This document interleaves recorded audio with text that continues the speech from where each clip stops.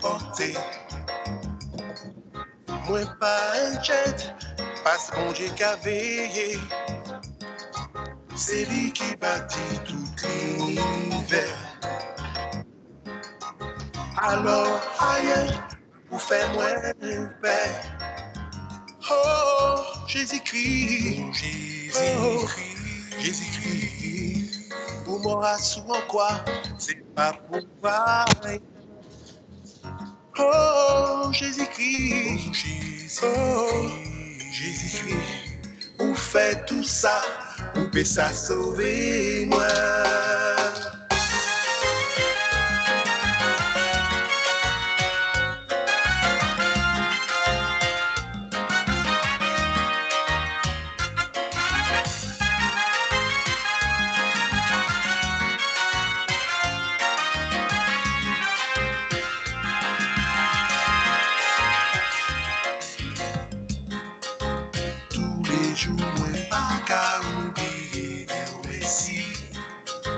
Parce que c'est où bon Dieu, c'est où qui pose la vie, c'est où qui capable moi pense pour moi vérité. Parce que ça où moi péché jamais hiver.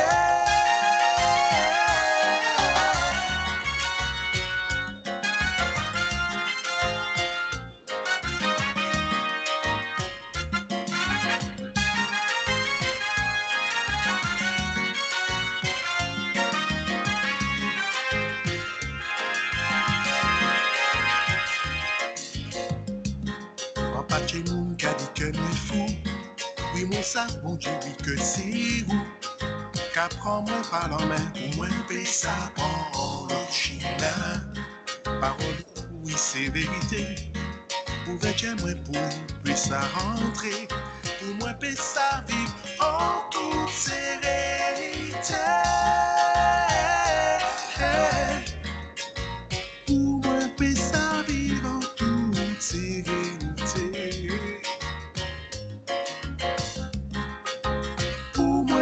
Ça vivre en toute sérénité. Pour moi, puis ça vivre en toute sérénité.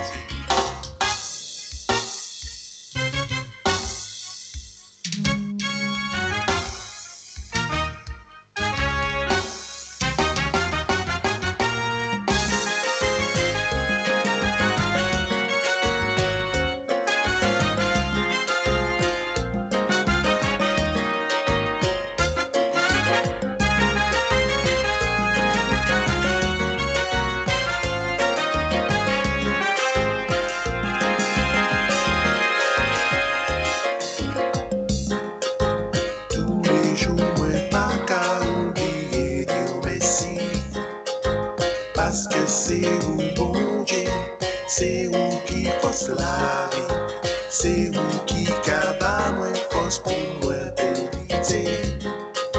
Moi les crier parmi prions qui bon Dieu, tous les jours moi pas qu'à oublier Dieu merci. Parce que c'est où bon Dieu, c'est où qui force la vie. Voilà, c'est très beau musique. C'était Bob Makissa.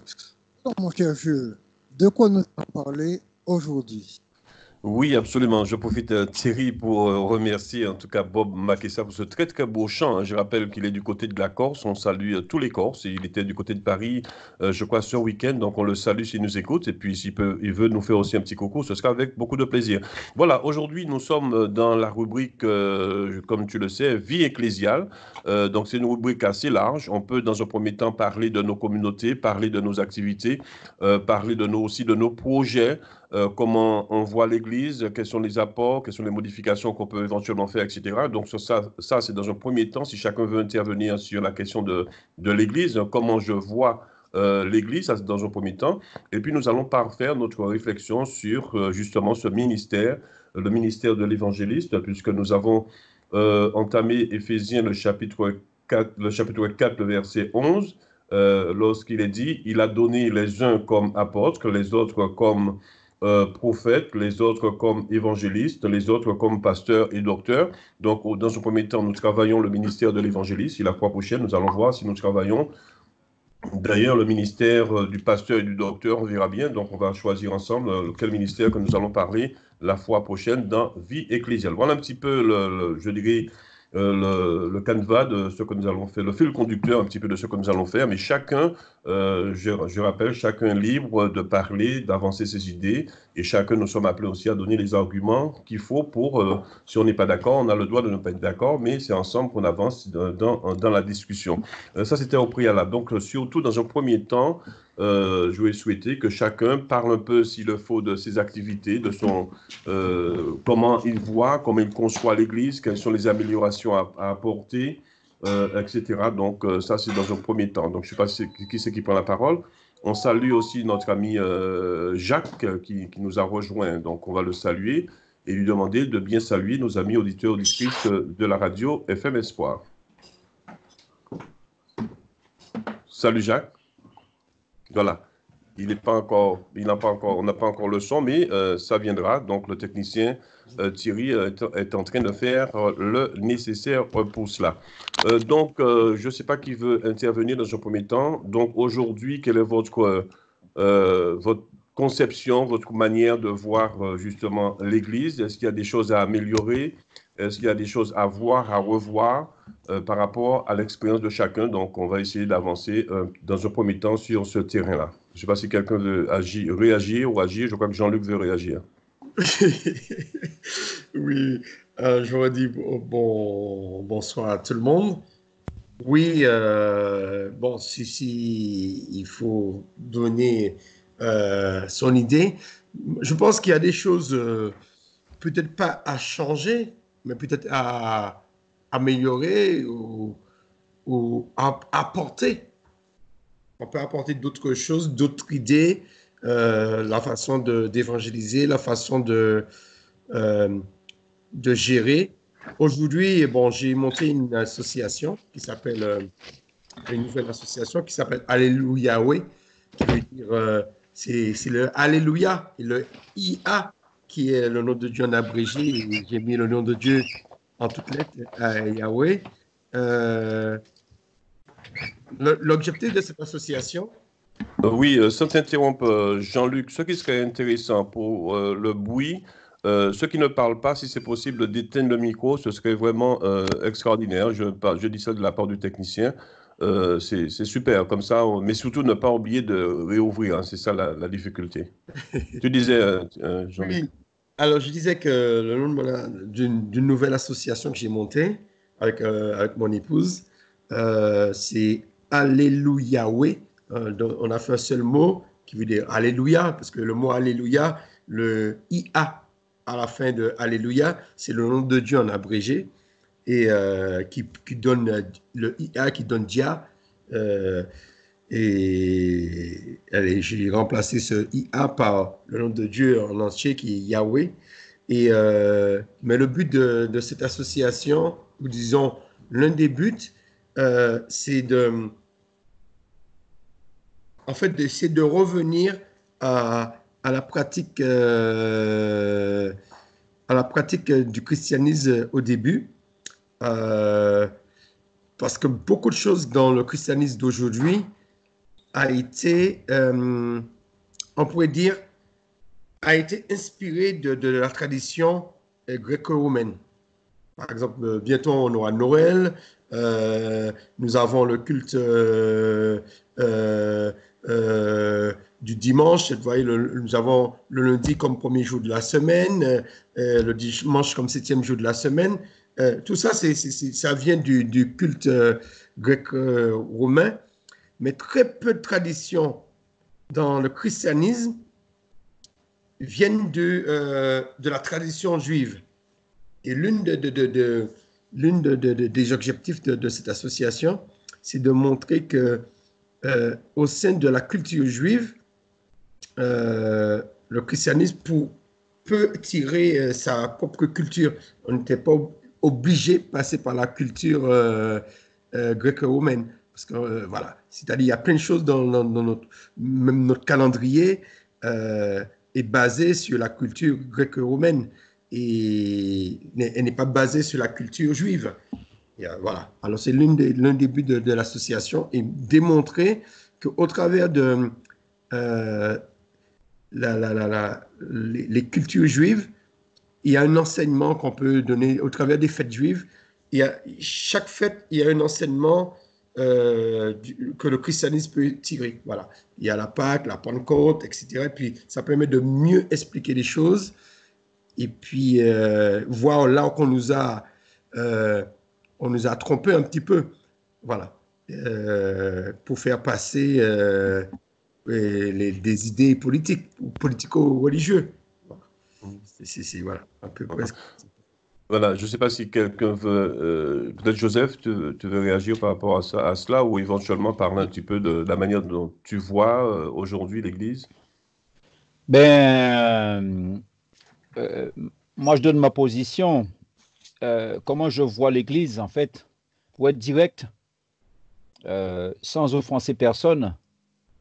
Il y a, alors l'Église, en fait, l'Église avec un grand E, je ne parle pas de l'Église avec un grand E, qu'on soit bien clair.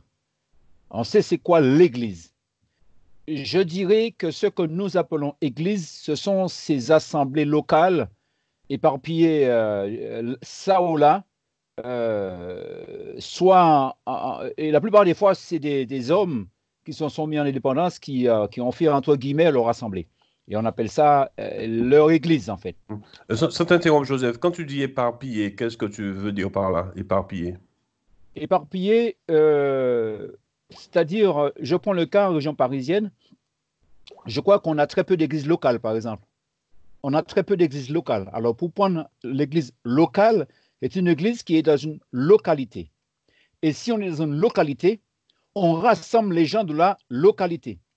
Et il y a beaucoup d'églises qui ont, c'est des chrétiens qui ont parachuté, c'est une expression que j'ai un peu de militaire, qui ont parachuté dans un secteur géographique parce qu'ils ont trouvé une salle facilement. Et ils ont établi leur lieu de culte. Et donc, ça, c'est un lieu de culte pour des personnes qui ont décidé de se rassembler. Mais ce n'est pas une église locale. Ce n'est pas une église locale. Normalement, l'église, je connais très peu de pasteurs qui ont des églises locales. Hein. L'église locale, en fait, sensibilise et est en relation avec le maire, en relation avec les associations de la localité, les gens de la commune environnante, ils se rassemblent à l'église. Et c'est ça, c'est l'église locale. Et normalement, l'église, c'est fait pour être implanté dans une localité pour impacter la localité d'implantation. Et voilà pourquoi je dis, d'après ce que j'en vois en région parisienne, c'est selon les salles que nous voyons. Et ça, moi, je ne porte pas de jugement, mais par rapport à ta question, je crois que ça, on a fait un peu n'importe quoi. Voilà. Mais non seulement ce que tu dis est très intéressant, de la mesure qu'il faut savoir que selon la loi aussi, c'est en fonction du nombre de personnes qui se trouvent dans la commune, on déclare une église, on reconnaît une église locale. Hein, donc, oui. j'avais envoyé les informations, je ne sais pas si on va les retrouver tout à l'heure. Et souvent, comme tu dis, le problème, c'est que des personnes sortent peut-être de Romilly pour aller faire une église que ces personnes appellent locale à Paris. Ça n'a pas de sens. Il y a des gens qui font 80 km pour aller soi-disant à l'église, alors que ce n'est pas ça. Comme tu dis, c'est un ramassis de personnes qui se retrouvent pour des... Bon, voilà. Mais la vraie église locale se trouve dans une localité et travaille souvent en relation avec les personnes de la commune. Et les personnes, pour être vraiment une église locale, il faut que les personnes habitent la commune. Et souvent, nous voyons... Donc, ça veut dire que là aussi, il y a un travail de fond à faire et pour qu'on puisse sortir de cette illusion de dire qu'on est une église locale, alors que forcément, ce n'est pas une église locale. C'est comme tu dis, c'est un ramassis de personnes qui se retrouvent pour des raisons diverses et variées, mais ce n'est pas une église locale en soi, parce que l'église locale se trouve dans une localité précise. Exactement. Exactement. Est-ce qu'il n'y a pas ce phénomène de je ne veux pas qu'on me voie, donc je vais ailleurs. Hein? Je ne vais pas dans l'église qui est près de chez moi, mais je vais ailleurs parce que je ne veux pas qu'on me voie, qu'on voit que je vais là. S'il n'y a pas aussi ce phénomène-là. Je peux répondre? Oui, je crois que que ta question est motivée, je pense que tu ne la poses pas pour rien.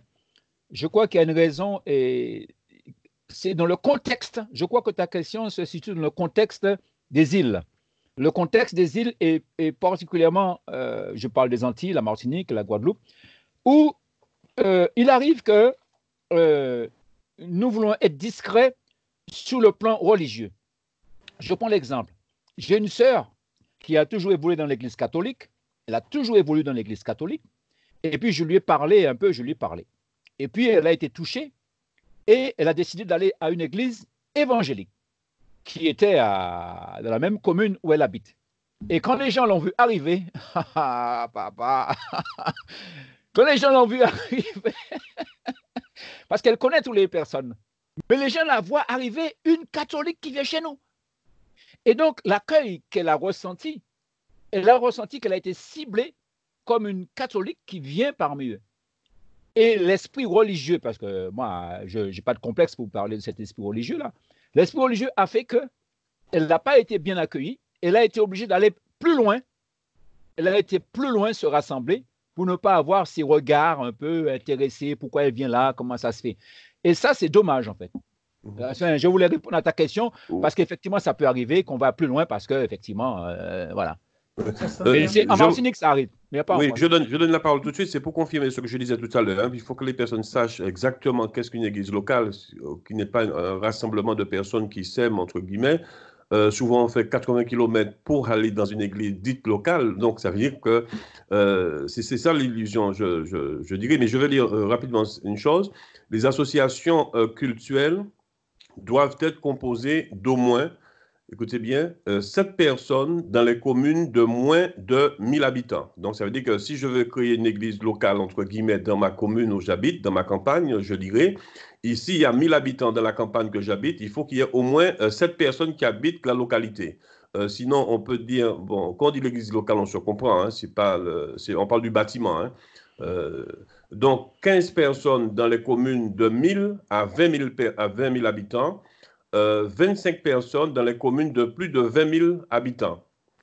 Ces personnes doivent être majeures et domiciliées ou résider dans la circonscription religieuse. Si après une démission, un décès ou tout autre motif, le nombre de membres descend en dessous du nombre minimum exigé, l'association doit déclarer dans les 3 mois la nouvelle liste des membres. Donc, quand vous déclarez une église locale, de manière pratique, hein, donc il faut que justement, il faut qu'on sache exactement combien de personnes qui fait partie de la communauté en question, et à ce moment-là, on peut dire qu'on est une église locale. Aujourd'hui, si j'habite, je veux dire, Troyes, et que je dis que j'ai une église locale à Paris, je dirais c'est une forme d'illusion. Donc, il faut qu'on comprenne qu'est-ce que c'est qu'une église locale, et je pense que cette question-là est essentielle. C'est essentiel. Et je dirais même que si on entrait véritablement dans la notion de l'église locale, on serait beaucoup plus écologique dans un temps. Moi, je prends ma voiture, je fais 80 km, donc non seulement je gaspille du gasoil, non seulement je perds du temps, de l'énergie, il faut mon argent, etc. Donc, je pense qu'on pouvait entrer dans une démarche écologique. Et l'église locale permettrait cela. Donc, je crois qu'on devrait réfléchir sérieusement sur cela, de voir que la véritable église locale prend naissance dans une localité. On porte des jugements sur l'église catholique, mais s'il y a véritablement des églises locales, il faut le dire tranquillement, mais sereinement, comme disait Makassa tout à l'heure, soyons sereins. Ceux qui ont répondu véritablement à cette notion de localité, ce sont ceux qu'on pense qui ne sont pas chrétiens, mais c'est grâce à eux qu'il y a des évangéliques. C'est ça le paradoxe. Lorsqu'on parle de chrétiens, j'ai du mal. Hein. C'est-à-dire que ceux qui sont venus après sont plus royalistes que le roi. Mais ça, c'est un complexe qu'il faudra étudier. Donc, c'est pas parce que je suis pas d'accord avec quelqu'un que la personne n'est pas avant moi. C'est comme je disais que ma mère n'est pas ma mère, etc. Donc, c'est important de revenir à cette notion, comme tu disais, de l'église locale, et ça permettrait d'entrer dans une autre démarche. Et je pense que c'est une réflexion à mener sur cette notion d'église locale. Je ne sais pas si tout le monde serait d'accord, mais je pense qu'il y a une véritable réflexion à mener là-dessus pour justement en tout cas, je disais que aujourd'hui, qu'on le veuille ou pas, c'est ceux véritablement qui sont dans cette démarche de localité, c'est l'Église catholique. Moi, j'habite une ville, il suffit que je fasse 2 pas pour que je sois dans une paroisse, dans une chapelle. Bon, j'ai la chance, entre guillemets, dans ma rue, hein, c'était le vœu de mon cœur depuis l'âge de 8 ans, c'était d'avoir une église locale dans ma rue. Et aujourd'hui, j'ai une église locale dans ma rue à 2 mètres. C'est pas dit que j'y vais assurément, parce qu'il y a un souci majeur qui est un autre problème. Mais bon, on n'entre pas dans ces détails. Pour montrer que l'église locale est dans ma localité. Donc, si tu fais des kilomètres pour aller dans l'église locale, voilà, ça pose un problème énorme. Mais bon, je m'arrête là. Mais si je peux répondre, Jules, eh bien, Victor, tu viens de nous démontrer par ton témoignage, parce que à 2 pas de chez toi, tu as une église et tu y vas pas. Tu viens de démontrer qu'effectivement, que le problème qu'il y a. Mais ça ne veut pas dire que je ne vais pas dans ma commune. Ça ne veut pas dire que je ne vais pas dans ma commune. C'est-à-dire, oui, je suis toujours dans ma commune. Il arrive souvent que nous choisissons là, comme au restaurant, quoi. Aujourd'hui, l'église est devenue comme un restaurant parce qu'on a le choix. On a le choix parce que la sensibilité que j'ai fait que je suis plus à l'aise là où il y a beaucoup d'Antillais ou là où il y a des Africains. Il faut le dire sincèrement, les gens agissent par sincérité. Justement, le paradoxe, sans t'interrompre Joseph, le paradoxe, c'est justement moi, je suis dans le paradoxe. C'est-à-dire que l'église dont je parle, hein, je veux dire ça tranquillement, l'église dont je parle, qui a 2 pas de chez moi, là, je mets mon bras, je suis dans l'église. Hein. Jean-Luc peut confirmer. Mais le problème, au départ, j'allais dans cette église, hein, tranquillement, hein, je le dis, hein, mais c'est une analyse qu'on peut faire et poser la question du pourquoi. Moi, je ne porte pas de jugement, mais j'essaie de comprendre le pourquoi. Il y a de cela, peut-être, ça fait combien de temps qu'on est ici? À peu près 11 ans, 10 ans. On allait dans cette communauté, il n'y avait que des Européens et peut-être, on va dire, 2% d'Afro-descendants. Au bout de à peu près 5-6 ans, on ne sait pas pourquoi, les choses se sont renversées. Aujourd'hui, il y a 90% d'Afro-descendants et peut-être 2% d'Européens. Donc, et ça aussi, c'est ce qui pose, enfin, c'est ce qui me pousse à réfléchir, parce que si on vit en France quand même, c'est pas pour forcément sombrer dans une forme de communautarisme. C'est ça le danger, entre guillemets. Je dirais contre le communautarisme, mais je dis qu'il y a un danger quand même de sortir à 8000 km et de revenir, de ressombrer dans une forme de fermeture. Et j'ai jamais compris ce renversement-là. Pourquoi, au bout de à peine 5 ans, 90% des Européens, entre guillemets, sont partis et 90% des Afro-descendants sont arrivés. Et il y a à peine... Bon, Jean-Luc, si j'exagère, tu me reprends. Hein. Ça. Pardon? C'est à peu près ça. Oui, voilà. Et je ne sais pas, donc on a toujours essayé de comprendre pourquoi. Et en plus, je donne un exemple, je ne vais pas monopoliser, je donne un exemple. Il y a quelqu'un, justement, il y a des personnes qui font de l'évangélisation. Et puis, monsieur, un Européen, il passe à côté de chez nous, il dit à ma femme, oui, madame, on vous invite à une réunion. En plus, il y a beaucoup de personnes comme vous. Voilà. Ma femme me dit, oui, comme moi, ça veut dire quoi? Et puis, voilà, peut-être elle va dire le témoignage. Il y a beaucoup de personnes comme vous. Donc, ma femme... Donc, vous comprenez, vous voyez jusqu'où ça peut aller. Bon, c'est de l'humour. Enfin, on n'entre pas dans le sectarisme. Donc, tout ça pour dire qu'il y a un véritable aussi travail à faire dans ce sens pour justement entrer dans cette phase de l'église locale. Mais ça, c'est un autre problème que j'ai soulevé, mais c'était pour répondre à ta question, le pourquoi que j'y allais pas trop, quoi. Jean-Luc, je ne sais pas si Jean-Luc veut réagir par rapport à... Oui, je suis en train de chercher une définition du mot église, l'origine. Oui. Parce que le mot église, Ecclésia. oui, mais c'est un mot grec, c'est pas un mot hébreu. Assemblée, ça veut dire assemblée. Oui, ça veut dire assemblée, mais je suis en train de chercher, ça veut dire convoquer, et parce que j'avais trouvé une définition, je suis en train d'essayer de la retrouver, qui parlait que avant que ce mot soit adopté par les chrétiens, c'est un mot qui existait déjà. Oui, absolument. C'est un mot qui existait déjà, parce qu'aujourd'hui, lorsqu'on parle de l'Église, on pense automatiquement au christianisme. mais c'est un Absolument. mot qui existait déjà. Et L'agora, c'était l'agora. C'était là où les personnes, les politiques se rassemblaient pour discuter dans l'agora, pour prendre des décisions. Ça veut dire assembler. Donc le mot église n'est pas un mot qui est tombé du ciel. Donc je pense que c'est voilà, important voilà, de le je me souligner. dis que c'est pas un Ouais. mot chrétien. Ouais, Parce que ouais. c'est pas quand Jésus il dit à Pierre, sur cette pierre, je bâtirai mon église, il prononce pas le mot église. Oui. Voilà, il prononce pas le mot église. Euh, lorsqu'on a traduit, après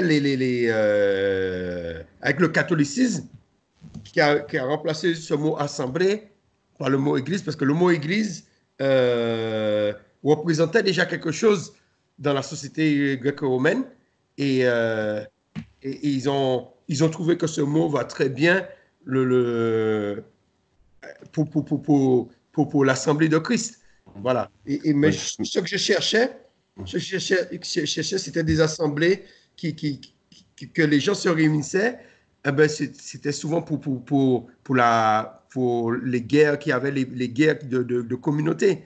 Et c'est Oui. cette définition que C'était des lieux de discussion. Mais on va revenir un jour sur l'Église, même on fera une émission spécifique sur l'Église. On voudrait plus parler de la vie de l'Église. Et je crois qu'il y a deux personnes qui n'ont pas parlé. Dorine voulait dire quelque chose et aussi Thierry. Thierry a demandé la parole. Vas-y, Thierry. Juste une question d'un auditeur qui demande est-il interdit d'aller dans une autre église que celle de ma localité? Alors, qu'est-ce que je fais? Est-il interdit d'aller dans une autre église que celle... il y a les églises. Comment? On est libre, tout le monde est libre. C'est une question de... Oui, mais tout le monde est libre. Oui, absolument, absolument. Vas-y, tu voulais répondre. Qui veut répondre? Je ne vais pas monopoliser. Donc, Dorine voulait dire quelque chose. Mais il faut qu'on réponde comme aux auditeurs, parce que si les auditeurs nous font l'honneur de nous appeler, de nous envoyer un SMS, est-ce que quelqu'un veut répondre à cette question de manière argumentée? Non, pas pour Ce que je peux dire, c'est on est des frères et sœurs. Si on dit qu'il y a une seule église, qu'elle soit au Lorrain, qu'elle soit à Paris, quelle que soit la dénomination, parce qu'il faut faire la différence entre une église, il y a une seule église dans le monde entier, c'est l'église de Jésus-Christ. Mais par contre, il y a différentes dénominations. Alors je pense qu'il faut faire la différence entre une dénomination et l'église. Il n'y a pas plusieurs églises. Il y a une seule église, mais il y a plusieurs dénominations. Tu as l'église du réveil, tu as différentes associations.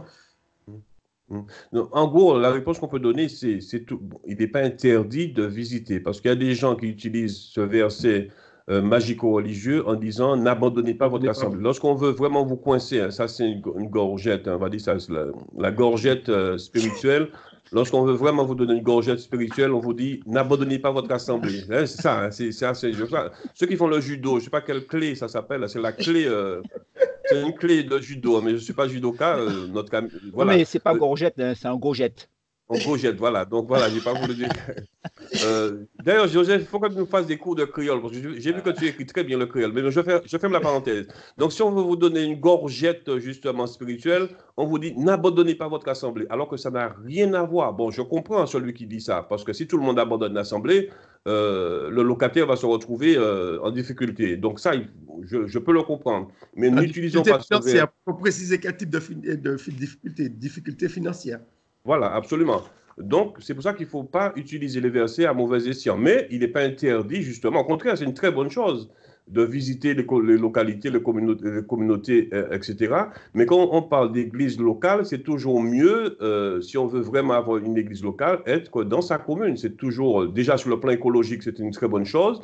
Sur le plan de la commune, c'est une très bonne chose parce que ça peut jouer aussi, ça peut influencer aussi la commune, hein. Les chrétiens peuvent influencer, entre guillemets, leur commune. C'est parce qu'on a déserté justement la localité qu'aujourd'hui on est en situation difficile. Donc je pense que chaque chrétien, chaque croyant a une responsabilité éthique, je dirais, dans sa localité. Et c'est la raison pour laquelle ceux qui parlent de l'église locale, qui font 80 km tous les jours pour aller à l'église locale, ce n'est pas une église locale. Ça n'a aucun impact ni au niveau de la localité, parce que le maire de la commune, même si vous avez des personnes qui viennent d'ailleurs sur la localité du maire, Le maire n'a rien à faire de ça. Tandis que si vous êtes dans la localité, là, vous pouvez avoir un poids et influencer justement, avoir un impact justement dans la commune. Donc, c'est très important de considérer cela. Donc, je crois qu'il y a deux personnes qui n'ont pas beaucoup parlé. C'est Jacques et puis Dorine qui voulaient dire quelques mots. Donc, Jacques, tu voulais dire quelque chose? Donc, on n'entend pas. Donc, on laisse la place pour Dorine. Je crois que Jacques a un petit problème de micro. On va tout à l'heure.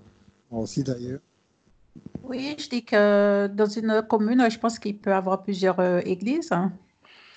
L'important, c'est que ces églises-là puissent se mettre au moins une fois, au moins, je dirais, dans l'année pour faire quelque chose ensemble, pour mener une action. Et puis aussi créer des instances, on peut appeler assemblée, église, pour, selon la sensibilité de chacun. Je pense aux jeunes, par exemple, ils ne raisonnent pas ou ne voient pas les choses comme les adultes. Donc, il faut se dire qu'on est quand même au XXIe siècle, qu'il faut essayer de faire les choses autrement. Donc, la notion d'église, déjà, pour moi, c'est là où 2 ou 3 personnes sont réunies, comme dit Jésus. Mais c'est bien de se retrouver à beaucoup plus. On est dans une société, il y a des personnes qui sont seules, qui ont ce besoin de se retrouver. Donc, si c'est bien de créer des choses qui puissent les attirer, des assemblées, vous appelez le lieu comme vous voulez, mais que ce soit vraiment des instances chrétiennes où la personne se sente bien. Parce que c'est sûr que moi, j'ai une église tout près de chez moi, mais si quand j'y vais, je me sens pas bien, j'ai pas la nourriture que je souhaite avoir, ou peut-être que même que je peux avoir même trop de nourriture, c'est trop pour moi. Ben, chacun son truc, quoi. Il faut qu'on soit dans un lieu où on se sente bien et qu'on se retrouve avec des personnes qui sont sur la même longueur d'onde que nous, je dis. Parce que quand Jésus il évangélisait, disons dans Corinthiens, il me semble, je ne sais plus, c'était pas quand Jésus évangélisait. C'est sûr, quand Jésus évangélisait, il parlait à tout le monde, aux petits, aux grands, au sens figuré, au sens propre. Les Juifs recherchaient plus des sensations comme des miracles, et les Grecs, il me semble, recherchaient plus la sagesse à travers les paroles de Jésus. Donc, voilà, c'est ce que je peux dire pour l'instant. Donc, en gros, vaut mieux être bien là où on va. Donc, je pense qu'on peut déjà retenir cette idée. La je sais pas si affinité est très importante. Vas-y, tu disais, Jean. Les affinités sont très importantes. La façon qu'on t'accueille, c'est très important par rapport à ce que Joseph disait. Et les premières minutes, les premiers instants, la première fois, c'est très important la façon d'accueillir les gens. Et puis, voilà, il faut que tu te sentes bien avec les gens parce que tu viens pour rencontrer Dieu, mais il n'y a pas que Dieu que tu viens pour rencontrer, tu viens rencontrer des personnalités, des êtres humains. Alors, c'est vrai, avec Dieu, on va se sentir bien, mais si on est mal accueilli, eh ben, on sera mal à l'aise et on ne pourra pas se concentrer sur le sujet. Le sujet, c'est rencontrer Dieu, mais si on se sent mal à l'aise, voilà, on ne pourra pas être libre pour adorer notre Dieu comme on a envie. C'est pourquoi l'atmosphère, l'accueil, c'est très important. Voilà, j'aurais peut-être une petite question à ce sujet. Je me mets à la place de l'auditeur. Se sentir bien. Mais qu'est-ce qu'on appelle se sentir bien? Entendre, est-ce que c'est entendre ce qu'on a envie d'entendre ou alors c'est autre chose? Parce que si on a envie d'entendre ce qu'on veut entendre, on va pas aller on va dire dans une église, on va aller mais qu'est-ce que ça veut dire exactement, se sentir bien dans une église, dans une localité? Parce que je pense que les gens cherchent. Entendre ce qu'on a envie d'entendre pour se sentir bien. Quand quelqu'un fait la démarche d'aller dans une église, je parle de quelqu'un qui n'a pas l'habitude d'aller dans une église. Il y a certaines personnes qui sont, par exemple, évangéliques, adventistes, ils arrivent dans une nouvelle ville, bon, ils vont chercher des gens qui pensent comme eux. Et s'il est évangélique, il va chercher une église évangélique. Mais quand tu arrives et dans cette église, voilà, il y a des trucs que tu recherches. Si tu ne te sens pas à l'aise, ben on a le choix. Si tu es dans le milieu évangélique, on a le choix. il faut aller à un endroit que tu te sens bien. Oui. Par exemple, je peux donner un exemple, excusez-moi. Oui, après Dorine, on va faire une pause musicale juste pour souffler. Vas-y, Dorine. Oui, par exemple, je suis allée dans plusieurs églises où les messages étaient, je vais dire, intéressants. Mais à un moment, je réalise qu'on est tous des personnes, entre guillemets, de couleur qui sont assis sur des bancs et qu'il n'y a que le pasteur qui est d'une autre couleur. J'aime pas ce terme couleur, mais on va l'employer pour mieux se comprendre. Donc, tous des noirs concrètement assis sur des bancs et puis un pasteur blanc en haut de la chaire qui prêche. Ben, moi, personnellement, peut-être que mes amis à côté, ça ne les gêne pas, mais moi, personnellement, ça me gêne. Moi, je me retrouve du temps des colons, des esclaves. Ben, excusez-moi, je ne sais pas comment vous expliquer, mais ça me fait un malaise. Mais pourtant, tout ce qu'il dit, c'est super bien, super intéressant. Mais à un moment, ça peut plus passer.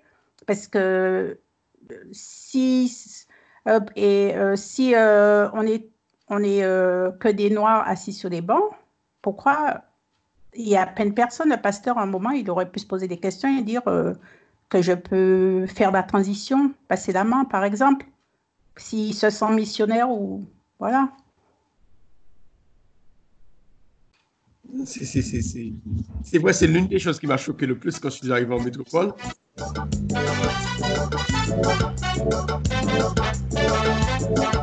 Fais espoir.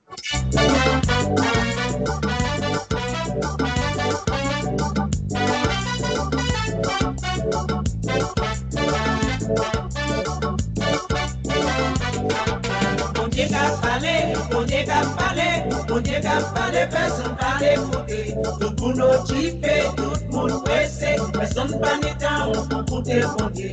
On dit qu'à parler, on dit qu'à parler, on dit qu'à parler, personne pas l'écouter. Tout le monde occupé, tout le monde pressé. Personne pas ni temps pour écouter mon Dieu. Ni moun qui a dit, ti pas ni bon Dieu, ti pas ni bon Dieu pour tu vois sur la terre, pour tu ou ka vivre, pour tu ou ka manger. Moi Léo dis-moi qui moun qui créé. On dit qu'à parler, on dit qu'à parler, on dit qu'à parler, personne pas l'écouter. Tout le monde occupé, tout le monde pressé, personne pas ni temps pour écouter mon Dieu. On dit qu'à parler, on dit qu'à parler, on dit qu'à parler, personne pas l'écouter. Tout le monde occupé, tout le monde pressé, personne pas ni temps pour écouter mon Dieu. Les catastrophes qui arrivent à sur la tête, tout le monde qui a crié, tout le monde qui a pleuré. C'est ça qui a dit, qui pas ni bon Dieu. Si t'es ni bon Dieu, tout ça va arriver.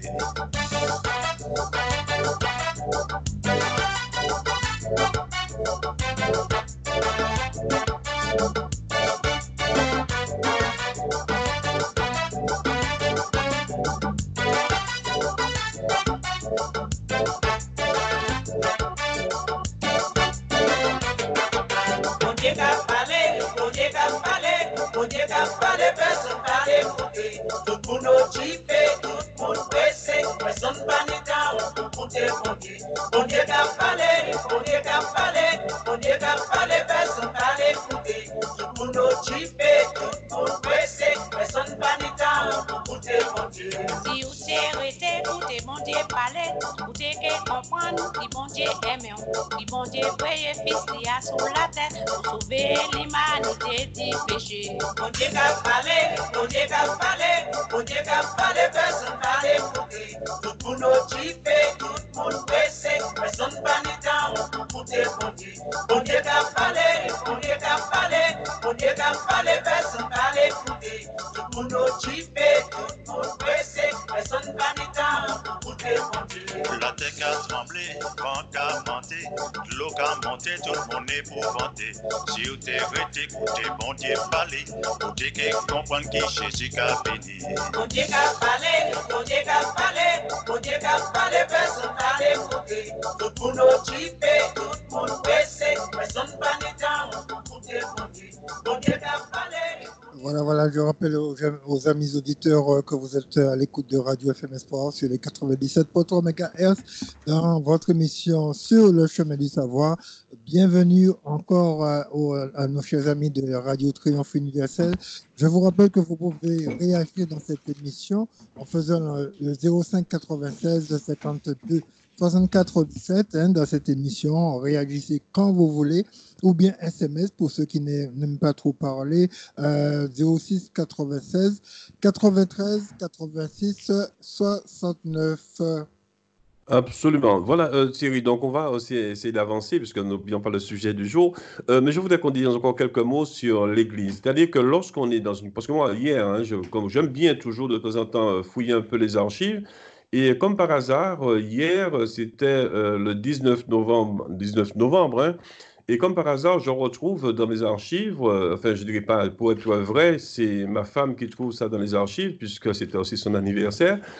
Et puis, je prends la lettre, je regarde à l'attention des responsables de l'Église évangélique baptiste quartier Choco, et objet démission, et c'était le 19 novembre 1991. Donc, c'était ma démission. Et j'ai dit, je le regrette, le plaisir pour vous, en 91, j'étais un peu téméraire quand même. J'ai le regret et le plaisir pour vous de vous faire savoir ce qui suit. Faisant depuis quelque temps partie de votre assemblée, je me vois aujourd'hui, pour des raisons que seul Dieu vous révélera, dans l'obligation de vous dire qu'à compter de la date justement de cette lettre, je ne fais plus partie de votre association. Ma décision n'a pas été sans réflexion. Dieu m'y a aidé et j'ai pu la prendre grâce à lui. Donc, sachez qu'elle est irrévocable. Il se peut que l'on se rencontre un jour afin de faire alliance, Dieu seul le sait. Notez que c'est le vœu de mon cœur, etc., etc. Et puis je donne quelques textes. Tout ça pour dire quoi? Pour dire, lorsqu'on est dans une église locale, lorsqu'on a fait partie d'une église entre guillemets locale, est-ce qu'on doit... Et là, j'avais 26 ans, vous voyez le bonhomme, 26 ans, peut-être 28 ans plus tard, ça fait 28 ans, et j'avais 26 ans à l'époque. Est-ce qu'on doit, entre guillemets, lorsqu'on part d'une église locale, avoir ce genre de... En tout cas, c'est l'éducation que j'avais reçue. Est-ce qu'on doit avoir ce genre de comportement, c'est-à-dire, voilà, aller voir les responsables, leur dire, voilà, dorénavant, je ne fais plus partie. Est-ce que cette formalité est obligatoire ou nécessaire qu'est-ce que vous en pensez? En tout cas, à l'époque, j'étais jeune, je ne sais pas si j'avais le droit de le faire ou pas. Est-ce qu'il y a une démarche à faire? Je pense que oui, parce que si tu es dans une association, parce que tu t'es inscrit dans l'association, du moment que tu n'es plus dans l'association, tu dois donner une lettre de démission. C'est la loi. À moins que cette église, tu es mandaté par cette église pour aller faire quelque chose, créer une annexe. Mais si ce n'est pas une annexe, tu es obligé de déposer un dossier de création d'association en préfecture. C'est normal que tu fasses une lettre de démission. Donc, voilà, donc je ne sais pas si quelqu'un veut réagir par rapport à ça. Est-ce qu'on a une responsabilité vis-à-vis de la localité dont on provient ou que l'on part? Est-ce que c'est une démarche à faire? Non, mais moi, je trouve que... moi, je dirais franchement, c'est vrai, ça m'étonne la question, mais ça va de soi. Bon, après, moi, je dis que du moment qu'on fait partie d'une équipe, on est membres les uns des autres, on est redevables envers les autres, en fait. Je dis qu'on a des comptes à rendre. On a des comptes, si je fais un bout de chemin avec quelqu'un, j'ai des comptes à lui rendre pour lui dire, bon, écoute, vu que ça et ça et ça, bon, je vais bifurquer, je te le dis.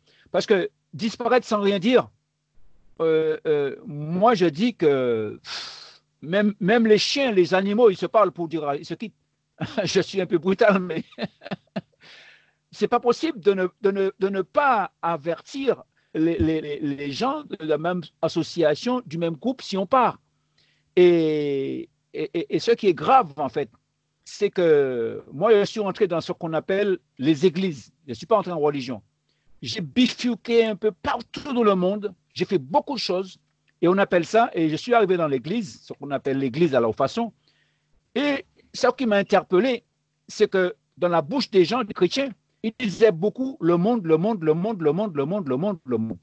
Et puis moi, je sais d'où je venais. Et petit à petit, j'ai constaté que d'où je venais, papa, j'ai constaté qu'on avait quand même des bons principes dans le monde comme je fonctionnais. Je me dis, mais comment ça se fait qu'eux, ils n'ont pas ces principes-là? C'est quoi ça? Et après, j'ai approfondi encore, et puis j'ai trouvé qu'il y a un gros problème dans le milieu, moi je ne dirais pas le milieu des chrétiens, je dirais dans le milieu de la religion, parce qu'il faut différencier quelqu'un qui est un chrétien authentique d'un religieux en fait. Mais voilà, je ne dirais pas plus. Hein. Mais je voulais revenir à ta question première concernant l'Église, mais je laisse continuer le. Non, vas-y. Hein. Parce que en fait, tu as posé la question au départ. Que pensons-nous de l'Église? Quelle est la vision que nous avons de l'Église aujourd'hui? Et ta question est intéressante. Bon, alors on peut parler de beaucoup de choses, de tout ça, comme on a parlé de ce qui se fait. Mais j'ai envie de dire que si un homme ou une femme,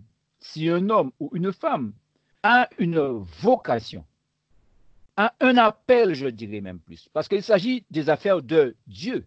Il s'agit des affaires de Dieu. Premièrement, la première chose, ce sont les affaires de Dieu. Ce n'est pas une affaire de politique, humain, c'est des affaires de Dieu. Alors, si un homme ou une femme répond à un appel, c'est un appel de Dieu, en fait. Si un homme ou une femme se sont investis, se sont responsables de répondre à Dieu en faisant ce que Dieu l'appelle à faire, qui serait d'aller dans une ville et de faire ce qu'on appelle une église locale, si cela vient de Dieu, vraiment, je pense que ça va bien se faire parce que cette personne ayant obéi à Dieu, ayant répondu à une vocation, ayant répondu à un appel, cette personne est en relation avec un conseiller, cette personne est en relation avec son employeur, cette personne ne prend pas des initiatives personnelles, cette personne ne prend pas une initiative personnelle. La personne qui établit une église locale, c'est que la personne répond à une demande de Dieu. Et si c'est le cas, cette personne, en obéissance à Dieu, va faire les choses au fur et à mesure que Dieu lui montrera par sa relation avec Dieu. Et on aura peut-être, et sûrement même, on aura une église selon Dieu. Malheureusement, peut-être que quand on voit qu'il y a quelques petits problèmes, des choses anormales, je pense peut-être que ce sont les affaires de l'homme lui-même ou de la femme lui-même qui a décidé avec moi. Je ne vais pas juger, mais je dis que je vais m'arrêter là avec une dernière phrase.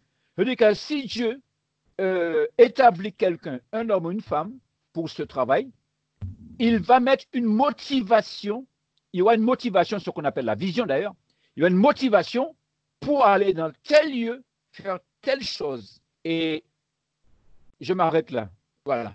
Je ne dis pas plus, mais je voulais dire que le départ de tout ça, il faut que ça soit Dieu qui soit à l'origine de cette chose. Oui, absolument. La question, là, tu poses la question de l'appel, à mon avis, qui est une question fondamentale. Mais en dépit de ce que nous disons, nous sommes toujours dans des relations humaines. Hein. C'est important de considérer que, c'est vrai que lorsqu'on est jeune, et moi je suis né un peu dans l'église, j'étais très naïf en pensant que tout était beau, tout était joli. Et avec le temps, on se rend compte que nous restons quand même des humains sans porter de jugement. Donc ça nous rend plus objectifs. Hein. Donc ça veut dire que tant qu'il y a des hommes, il y aura toujours des difficultés, des problèmes, sans remettre en cause la question qui est une question essentielle, qui est la question de l'appel. Donc, je ne sais pas si... j'ai vu qu'il y a le directeur de la radio, le pasteur Subon, qui est là. Je ne sais pas si... Donc, s'il est là, c'est que je pense qu'il voudrait peut-être rebondir ou réagir par rapport... non, mais tu ne fais pas que nous écouter. Tu écoutes, il y a un temps pour écouter, il y a aussi un temps pour parler. Je pense que le temps de parler est là, parce que nous, on a besoin toujours d'être aussi... de partager. Donc, s'il veut partager avec nous, même si c'est 5 minutes, ça nous fait toujours plaisir. Voilà, il écoute d'abord. Voilà, oui, Thierry, tu traduis pour moi. Mais il n'y a pas de souci. Donc, en tout cas, s'il veut prendre la parole, il n'y a aucun souci. Donc, il a seulement dit qu'il écoute et il va intervenir peut-être plus tard. D'accord, super. Donc, on va essayer Dorine voulait dire quelque chose. Dorine voulait intervenir. Et je ne sais pas si Jacques, ça fonctionne pour Jacques pour l'instant. Jacques, tu nous entends, Jacques? Donc, toujours pas. Donc, je pense qu'on va payer un billet pour Thierry pour venir réparer Jacques pour que. Jacques, c'est dans l'humour, il ne faut pas prendre au premier degré. Mais c'est dommage que Jacques ne peut pas nous parler. Sinon, il peut appeler au téléphone. Hein, si ça bloque, il nous appelle au téléphone, ce serait super. Donc, je laisse la parole pour Dorine. La question que j'aimerais poser à tout un chacun, et puis qu'on puisse essayer de réfléchir un peu dessus aussi, c'est est-ce que créer une église locale, cela fait partie des enseignements que Jésus nous a laissés? Parce qu'il nous a dit de porter la parole, de faire des disciples et d'enseigner ce que lui de transmettre en fait ce qu'il a enseigné lui. Donc, est-ce que l'église locale, ça, je dirais, c'est une prérogative des enseignements du Christ? En gros, ça veut dire que tu poses la question du disciple. Est-ce que véritablement nous faisons des disciples? Parce qu'un véritable disciple est appelé à un moment donné à se lever. Alors qu'on a l'impression qu'il y a des personnes qui ont réservé un banc jusqu'à la mort. Hein. C'est en gros, hein, je traduis, peut-être j'extrapole. Donc, tu poses la question du disciple. Donc, je pense que c'est une question importante. Je pense que Joseph aussi, ça lui plairait de répondre à cette question.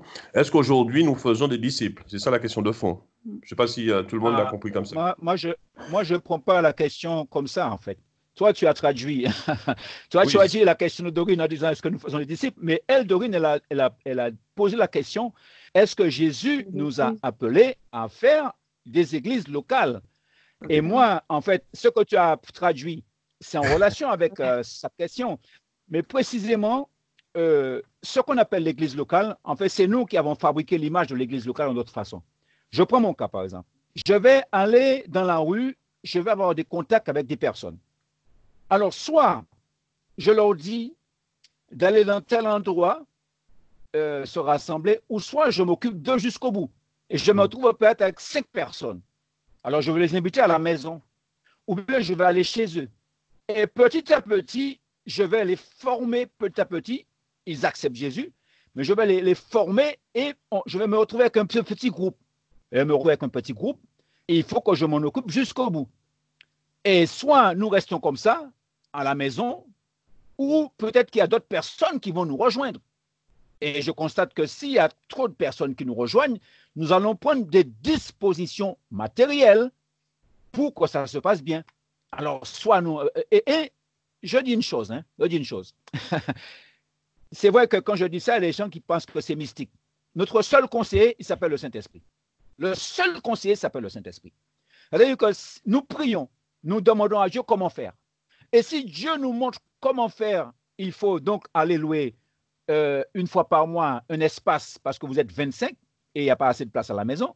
Soit Dieu me montrera que j'ai assez de place dans ma cave ou mon sous-sol, rester comme ça. Mais au fur et à mesure, il va se passer quelque chose. Il va se passer une évolution en nombre, mais surtout, je m'applique à former des disciples. Donc, il y aura une évolution de la qualité. Et si j'ai formé des disciples, ces mêmes disciples qui sont avec moi, ils vont aller former d'autres disciples. Et nous allons nous retrouver à faire des multiplications. Et peut-être qu'en 2 ans, nous serons une centaine, 150. Et au fur et à mesure, ça va évoluer. Donc, ça rentre dans le plan. L'Église, la vision de Christ, c'est que ça se passe comme ça.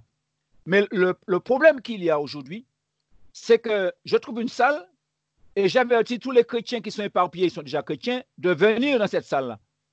Et là, on a forcé les choses, quoi. Parce que le pasteur intel, il ne me plaît plus, donc je prends les gens qui sont éparpillés sans église et puis je rassemble les sans église, en fait. Mais ce n'est pas ça le plan.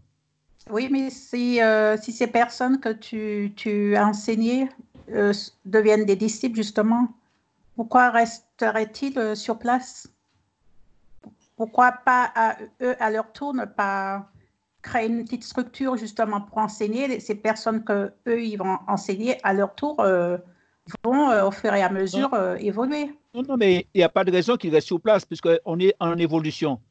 C'est-à-dire que si ça grandit comme Dieu vous le voudra, effectivement, parce que nous pouvons avoir des ramifications et au fur et à mesure des sites géographiques, ça va de soi. Mais le problème qu'il y a aujourd'hui, d'après ce qu'on constate, on prend les gens prisonniers, on les a attachés et on dit c'est moi ton chef, tu restes ici, tu ne pars pas. Alors là, ce n'est pas le Christ en fait. En fait, il y a beaucoup de choses qui se font aujourd'hui que je dénonce et qui ne sont pas conformes à ce que Dieu a demandé. Former des disciples ne veut pas dire les avoir chez moi, dans mon église, et tu ne pars pas. Ce n'est pas ça en fait.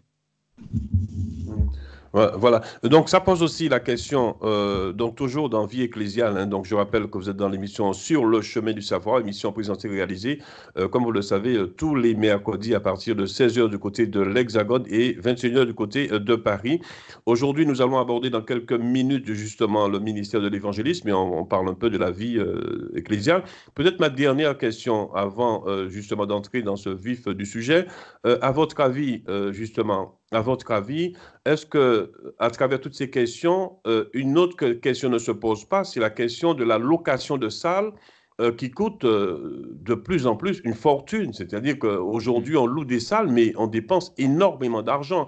Est-ce qu'il n'y a pas possibilité, il n'y aurait pas possibilité justement de mutualiser justement les églises qui existent déjà, au lieu peut-être parfois de saigner certaines personnes pour payer une salle ou un local. Est-ce que là aussi, il n'y a pas un problème là? Parce que parfois, les gens sont obligés de se saigner pour payer, pour donner. Et on est obligé d'utiliser des versets à mauvais escient pour les contraindre justement à donner. Donc, est-ce qu'il n'y a pas un travail aussi à faire de mutualisation de ce qui existe déjà pour éviter de dépenser des sommes énormes? Et là, parfois, il y a des personnes qui n'ont même pas de quoi manger, mais au nom de Dieu, au nom de Jésus, donnent malheureusement leur argent. Donc, est-ce qu'il ne faudrait pas arrêter cette hémorragie, le fait de saigner des personnes pour payer des salles qui coûtent très cher? Est-ce qu'il n'y a pas possibilité, par exemple, même s'il faut sous-louer dans une église catholique qui nous ferait l'honneur de nous donner, donner quelques deniers du culte, au lieu de... Est-ce qu'il n'y a pas une possibilité de travailler sur cela? La question de la location qui coûte extrêmement cher et parfois on est obligé d'utiliser des stratagèmes bibliques, d'utiliser Jorel, d'utiliser des versets pour pouvoir justifier l'injustifiable. Est-ce qu'il n'y a pas un travail sans porter de jugement? Mais est-ce qu'il n'y a pas un travail à faire là-dessus? Ouais. Jules, tu parles à tous les hommes et les femmes qui sont élus pasteurs, qui t'écoutent là. Je pense que c'est eux qui peuvent te donner la réponse. Parce que c'est eux... Nous, on est d'accord qu'il y a quelque chose à faire. Mais j'espère qu'il y a beaucoup de personnes qui t'écoutent, hein, qui nous écoutent. Hein. Parce que le problème qu'il y a, c'est que moi, je dirais, en plus de ce que tu as dit, quel chef, moi je le dis comme ça, hein, ce n'est pas un jugement, quel chef est prêt à perdre sa place de chef? Voilà, parce que tout le monde veut être chef. Mais si un chef, normalement, c'est quelqu'un qui est, comme on dit, diriger, c'est prévoir. Et un vrai chef, il faut quand Jésus te dit qu'il bâtit une maison, eh bien, tu décides pas de bâtir une maison comme ça. Tu réfléchis, quelles sont les dépenses. Voilà, tu réfléchis à la fondation. Même si tu imagines déjà la maison finalement, elle est finalisée dans ta tête. Mais, voilà, mais tu viens pas et puis tu la poses... voilà, on n'est pas dans une boîte de jeu, tu prends, voilà, une maison quitte, tu viens. Non, il faut réfléchir. Il faut savoir que l'emplacement que tu as là, est-ce qu'il faudra, les fondations, il faudra descendre à 1 mètre, à 2 mètres, à 3 mètres. Peut-être à Sourdin, sur ce terrain-là, il faut descendre à 1 mètre, mais peut-être à Provins, il faut descendre à 3 mètres. Voilà, peut-être qu'il ne faut même pas construire là parce qu'il y a du pétrole. Il faut aller ailleurs. Et je pense que souvent, par la foi, on fait plein de bêtises. On se dit que par la foi, Dieu bénira, c'est son œuvre, Dieu pourvoira. Et puis, voilà, on dit, bon, cherchez pour le royaume des cieux, puis Dieu va pouvoir. Oui, mais attends, mon cher ami Jean-Luc. C'est vrai, je comprends pourquoi tu as dit par la foi, on fait plein de bêtises. Mais la foi que j'ai en Dieu, la foi authentique que j'ai en Dieu, ne peut pas me conduire à faire des bêtises. Je dis qu'on fait des bêtises par orgueil. Moi, je prends le cas dernièrement d'un homme, un pasteur, qui a une église. Normalement, le mois, c'est 4 000 euros. Le mois, c'est 4 000 euros. Bon, comme, et ça fait un moment que je dis, c'est pas normal.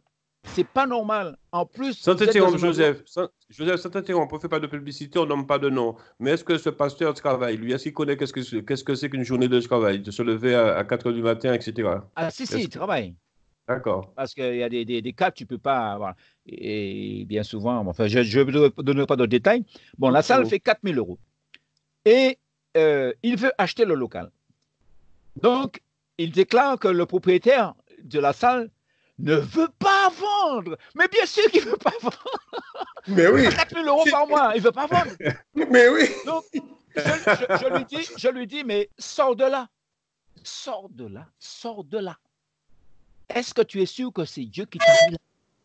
Est-ce que tu es sûr que c'est Dieu qui t'a mis là? Parce que je pense que non, Dieu ne veut pas, comme tu disais, Jules, Dieu ne veut pas que les gens soient persécutés comme ça à chaque mois pour payer quelque chose qu'ils ne peuvent pas payer. Surtout quand tu n'as même pas 200 personnes. Comment on fait? Ah, mais peut-être c'est Dieu qui veut bénir le propriétaire. Eh bien oui, eh bien oui. Donc, ce que tu dis là, alors, moi, on me dit que c'est ma vision. Voilà. Sans t'interrompre, Joseph, hein, désolé, on ne te censure pas. Thierry, depuis tout à l'heure, Thierry nous fait signe. Donc, Thierry, tu prends la parole, on ne te donne pas la parole. Hein. Excusez-moi, j'ai juste quelqu'un au téléphone. On va essayer de prendre le téléphone. Allô, bonjour, bonsoir. Allô, bonsoir. Oui, nous vous écoutons. Bonsoir, Jacques. On voit ta photo, mais on ne t'entend pas. Ah, c'est Jacques. Bon, je ne sais pas, ça m'a fait défaut ce soir. Donc. En tout cas, Jacques, on fera une collecte pour toi pour acheter l'ordinateur. Hein. Il n'y a pas de souci. On a vu que tu ne pouvais pas passer par la porte, tu es passé par la fenêtre. Ça, c'est de la stratégie, c'est très bien pour nous. L'ordinateur est beau, mais c'est le micro, je ne sais pas pourquoi. En tout cas, pour tout un chacun, que Dieu vous bénisse et vous fortifie. Hein. Donc, c'est vraiment un sujet on va dire agréable, si on peut dire. C'est vrai que l'Église d'aujourd'hui, je pense que ce n'est plus ce qu'on aurait voulu voir. L'Église évoluer, avancer, voir, comme on dit, l'amour s'épanouir et tout. C'est vrai que ça change. Hein. Je ne sais pas si c'est le fait qu'on s'est modernisé et tout, mais ça change. Et surtout à la question de Dorine, je dis un grand bonsoir à Dorine, que Dieu puisse la bénir. Et puis, sa question, est-ce que Christ nous a appelés à fonder ou à créer des églises? Je ne pense pas que Christ nous a appelés à le faire. Et il dit, allez, surtout, l'ordre qu'il donne, c'est d'aller pour évangéliser et tout, et faire des disciples. C'est vrai, comme disait Joseph, si vraiment on a un groupe assez considérable, il faudrait quand même, on va dire, les caser. Mais Christ n'a jamais éventuellement demandé à fonder des églises. Mais si on a un groupe qui nous suit, effectivement, il faut quand même les caser. Et si maintenant on trouve une salle, je pense que la Bible dit que quand Dieu approuve la voix d'un homme, il dispose tout en son pouvoir. Donc maintenant, si Dieu nous appelle à fonder l'église, Dieu aussi va pouvoir à la location, à payer tout. C'est vrai que la foi est là pour nous permettre effectivement d'aller de l'avant. Oui, Jacques, mais la question qu'on peut te poser, est-ce que ma foi doit être basée sur, je dirais, sur les deniers de ceux qui viennent? Parce que souvent, je dis que moi, en tant que leader, j'ai la foi, mais j'ai la foi dans le portefeuille peut-être de ceux qui viennent. Est-ce que finalement, c'est pas un problème? C'est-à-dire que si Dieu m'appelle, il pourvoit à moi. Je ne dois pas obliger à donner ou à inventer des stratagèmes pour que les gens donnent. Est-ce que là aussi, il n'y a pas un problème? D'accord, le leader, il a la foi, mais s'il a la foi, il a aussi les moyens. Et souvent, il n'a pas les moyens. Il prend les moyens ailleurs. Est-ce que là aussi, ce n'est pas un problème, ça? Est-ce que ça ne pose pas un problème? Je dis que oui, d'accord, j'ai la foi, mais pourquoi je me base sur les deniers des autres pour avoir la foi? Mais l'Église n'est pas... on ne bâtit pas l'Église. Ce n'est pas une seule personne qui bâtit l'Église.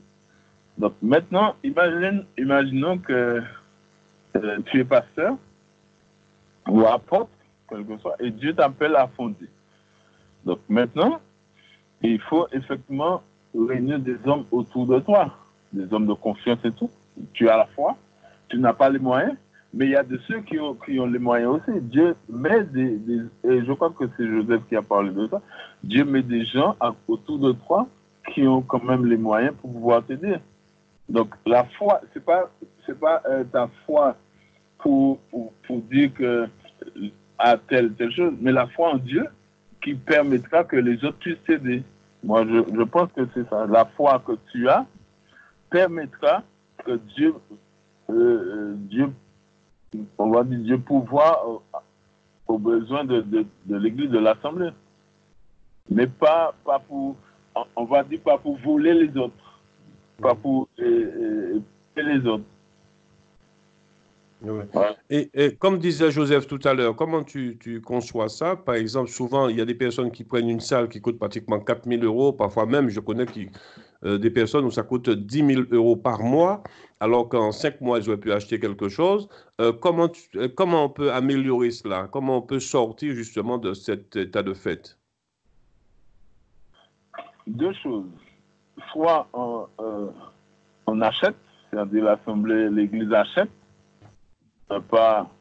ou sinon, on continue effectivement à louer, puisque maintenant, l'Église, c'est-à-dire que les chrétiens, quand on regarde bien les chrétiens, ils n'ont pas leur propre structure. Donc, il faut louer. Donc, maintenant, comme il nous faut louer, donc, Dieu met des gens. Par exemple, la dernière fois, on faisait un peu, disons, le bilan de l'Église, là où je suis. Et on disait effectivement, on n'arrive pas à... Bon, entre nous, le loyer, c'est au moins 4 000. Wow. On dit effectivement, par exemple, un dimanche, on peut faire 200. Bon, quand tu fais le calcul pour le mois, donc, prévu, c'est bon, volontairement. Ça veut dire, bon, je dis Jules, serais-tu d'accord pour participer à la location? Bon, tu t'engages pour peut-être 1 an. Un exemple, 1 an, dis bon, voilà. Donc, on engage peut-être 10 ou 20 personnes à temps. De toute façon, si maintenant, c'est toi, volontairement, on ne va pas t'obliger à le faire. Et c'est ce que les autres, effectivement, font. Ils vont obliger les autres. Bon, si tu mets 100, tu vas avoir 1000, par exemple. Ça, c'est pas bon. Ça, c'est pas bon. Ça, c'est pratiquement, on va dire, voler la main dans la poche de la personne. Mais volontairement, dit, bon, si tu veux t'engager pour payer la location, et c'est ce qu'on a fait, et on a demandé 20 euros par personne. Par exemple, le premier dimanche, on va dire opération salle, par exemple. Donc, c'est 20 euros tu peux mettre, tu mets 20 euros. Si tu peux mettre 100 euros, tu mets 100 euros. Ça, c'est toi. Mais on ne va pas t'obliger à mettre pour, effectivement, louer la salle pour donner gloire à Dieu. Parce que c'est pas la salle de noces, mais c'est la salle où Dieu est censé être glorifié. Voilà. Mais tout cela, c'est pour dire qu'on est en train de parler de l'Église, mais on voit que tout se tourne autour de la salle. Et je me dis que si on avait bien compris que l'Église, ce n'est pas la salle, l'Église, ce sont les membres, ce sont les personnes. Si tout cet argent servait, l'objectif, c'était l'épanouissement de ces personnes, fait que ces personnes deviennent des disciples, fait que ces personnes puissent eux-mêmes à leur tour former des disciples. Je pense que la location d'une salle, ce serait pas prioritaire. Mais qu'on voit que tout là, lorsqu'on parle d'argent, la priorité, c'est par rapport à la salle. Et comme l'idée que je lui donnais au départ, et moi, c'est le vœu de mon cœur, quand je vois que, par exemple, à la campagne, comme on est chez nous, il y a beaucoup d'églises catholiques qui sont pratiquement fermées parce qu'ils n'ont pas assez de... Bon, ils n'ont pas assez de fidèles, mais aussi, ils n'ont pas assez de prêtres. Je me dis, mais qu'est-ce qui empêche que ces salles qui sont vides, bon, si elles sont en bon état, pourquoi ne pas prendre possession de ces lieux-là?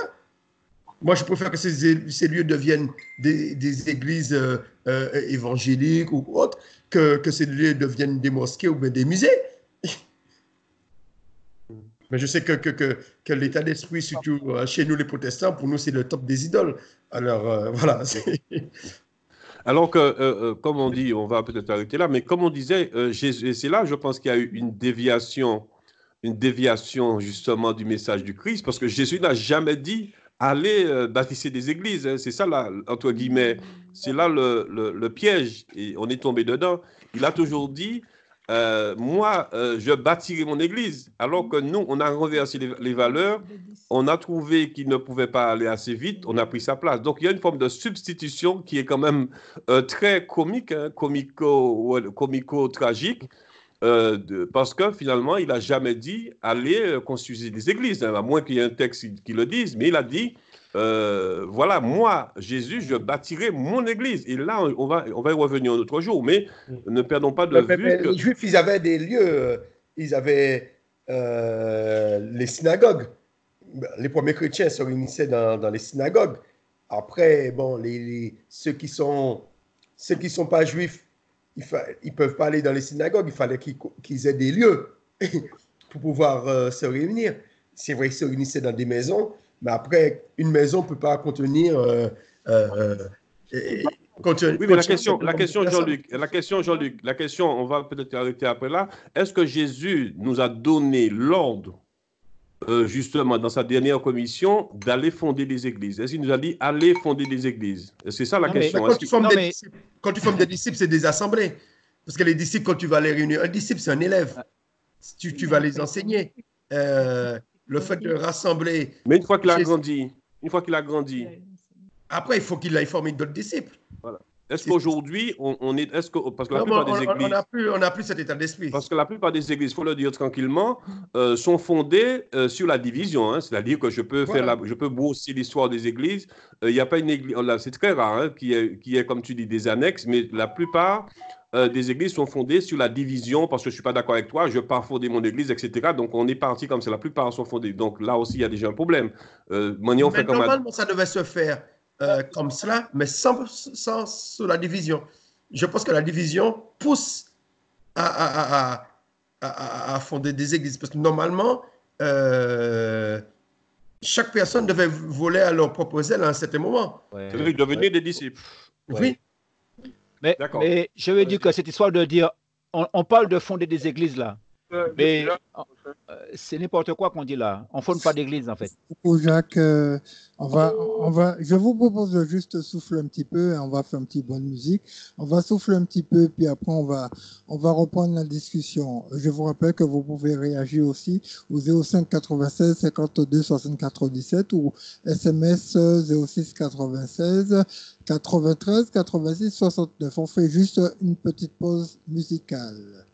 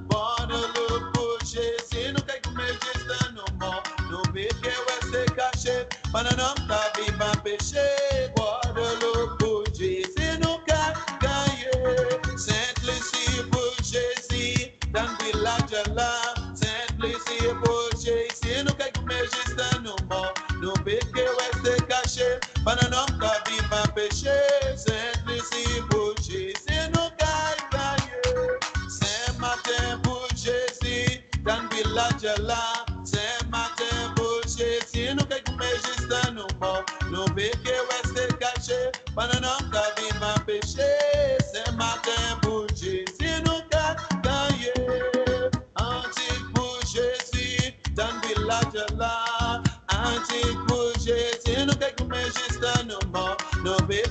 rester caché, pendant notre la vie pas péché.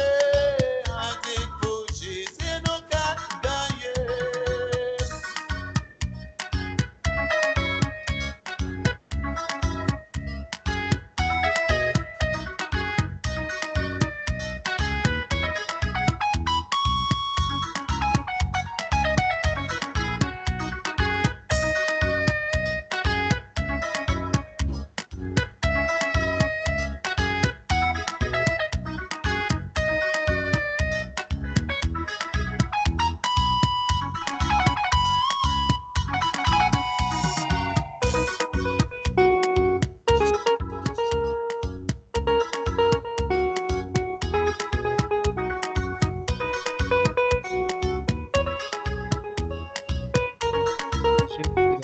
Il est pas dans le pack. Ozo Jésus, dans village là. Ozo Jésus, nous quelques magistrat nous morts. Nous bébés restent cachés, pendant notre la vie pas péché. Ozo Jésus, nous gagner. For défense pour Jésus, dans village là. For défense pour Jésus, nous quelques magistrat nous morts. Nous bébés restent cachés, pendant notre la vie pas péché. For défense pour Jésus, nous gagner. Winter bit bushes, winter bit bushes, nous quelques magistrat nous bébés restent cachés, pendant notre vie pas péché. Winter bit bushes, nous gagner. Bush bushes, and village là. Bush bushes, nous quelques magistrat nous bébés restent cachés, pendant notre vie pas péché. Bush bushes, nous gagner.